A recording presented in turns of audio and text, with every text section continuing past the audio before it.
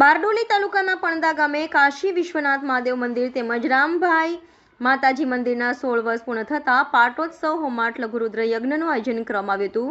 કાશી વિશ્વનાથ મહાદેવ મંદિરને 25 વર્ષ તેમજ શ્રી રામભાઈ માતાજી મંદિરના 16 વર્ષ પૂર્ણ થતાં પણદા સમસ્ત ગામ પરિવાર દ્વારા આયોજન કરાયું હતું। બારડોલીના અડીને આવેલા નાનકડા ગામ પડદા ગામ ખાતે 2 દિવસ દરમિયાન ભક્તિભાવભર્યા વિવિધ કાર્યક્રમો અંગે પ્રસંગોનું આયોજન કરવામાં આવ્યું છે। પણદા ગામે ભક્તોની આસ્થા સમાન ગામના 2 મુખ્ય મંદિરો આવેલા છે, જેમાં કાશી વિશ્વનાથ મહાદેવ મંદિર અને શ્રી રામભાઈ માતાજીનું મંદિર। આ 2 મંદિરોમાં પણદા ગામ પરિવારની આસ્થા અને ભક્તિ જોડાયેલી છે।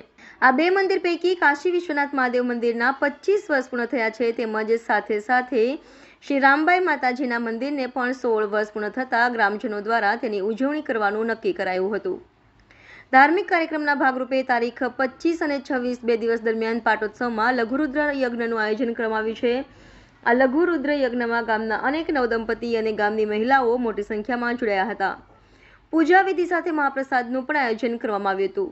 સને 2002માં મંદિરની પ્રતિષ્ઠા કરવામાં આવી હતી। 26મીના રોજ પણ પૂજા વિધિની પૂર્ણાહુતિ હોય અને શિવરાત્રીનો પર્વ પણ હોય, ફરાળી મહાપ્રસાદની પણ વ્યવસ્થા કરવામાં આવી છે।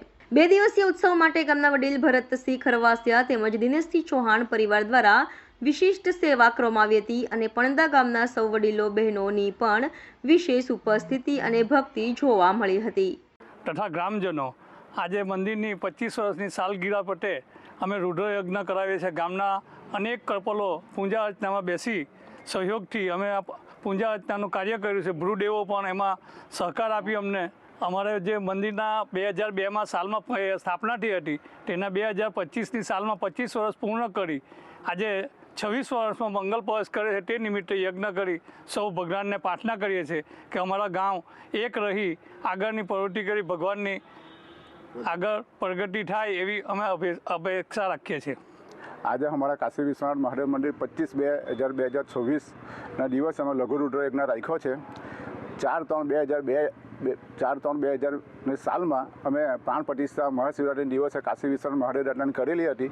અમે આ શિવલિંગ ઓમકારેશ્વરથી અમે લાવેલા હતા ને આવું શિવલિંગ આખા દક્ષિણ ગુજરાતમાં કશે જોવા નહીં મળે ને આ શિવલિંગનો 26/2/2025ના દિવસે 25 વર્ષ પૂરા થાય છે। તે નિમિત્તે અમે લઘુરુદ્ર યજ્ઞ રાખ્યો છે ને સૌ ગામજનોના બી સહકારથી અમે સૌને સાથે રાખીને આ યજ્ઞ કરીએ છીએ। Hitesh Parekh, RN news, Bardoli.